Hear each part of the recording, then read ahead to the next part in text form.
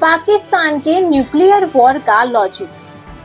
पाकिस्तान के तेजस्वी दिमाग और उनका मदरसा छाप लॉजिक ये है कि जो न्यूक्लियर पावर है पाकिस्तान और इंडिया दोनों में, तो जो न्यूक्लियर बम इंडिया के पास हैं वो पुराने न्यूक्लियर बम हैं और उनका प्रॉब्लम ये है कि जब वो चलाए जाएंगे तो उसका असर किसी एक जगह नहीं रहेगा।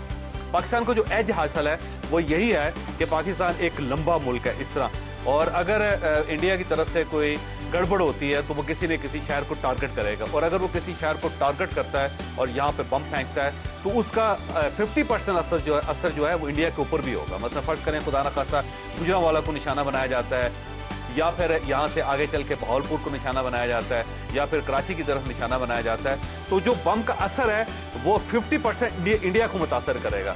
तो वो उनकी भी बहुत बड़ी आबादी उससे मुतासर होगी। हमारा नुकसान तो होगा लेकिन इंडिया भी उसमें बच नहीं सकेगा। और अब अगर वो दूर बम फेंकता है तो वो जाहिर है फिर उसे बलूचिस्तान में फेंकना पड़ेगा, और अब अगर वो बलूचिस्तान को टारगेट करता है तो उस बम का जो इफेक्ट है वो ईरान तक जाएगा, और ईरान के जो 2 सूबे हैं वो फौरी तौर उसकी लपेट में आ जाएंगे। लिहाजा ईरान नहीं चाहता कि इस लेवल तक मामला खराब हो जाए कि हमें भी नुकसान पहुंच सके, तो ईरान भी इस जंग से बचना चाहते हैं। ऐसी बचकानी और बकवास बातें करने वाले पाकिस्तानी बुद्धिजीवियों के बारे में आपका क्या कहना है? पाकिस्तान के न्यूक्लियर वॉर का लॉजिक।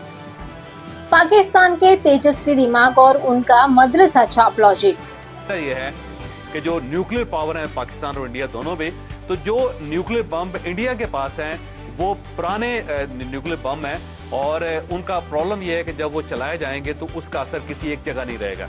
पाकिस्तान को जो एज हासिल है वो यही है कि पाकिस्तान एक लंबा मुल्क है इस तरह, और अगर इंडिया की तरफ से कोई गड़बड़ होती है तो वो किसी न किसी शहर को टारगेट करेगा, और अगर वो किसी शहर को टारगेट करता है और यहाँ पे बम फेंकता है तो उसका 50% असर जो है वो इंडिया के ऊपर भी होगा। मतलब फर्ज करें खुदा न खास्ता गुजरांवाला को निशाना बनाया जाता है, या फिर यहाँ से आगे चल के बहावलपुर को निशाना बनाया जाता है, या फिर कराची की तरफ निशाना बनाया जाता है, तो जो बम का असर है वो 50% इंडिया को मुतासर करेगा।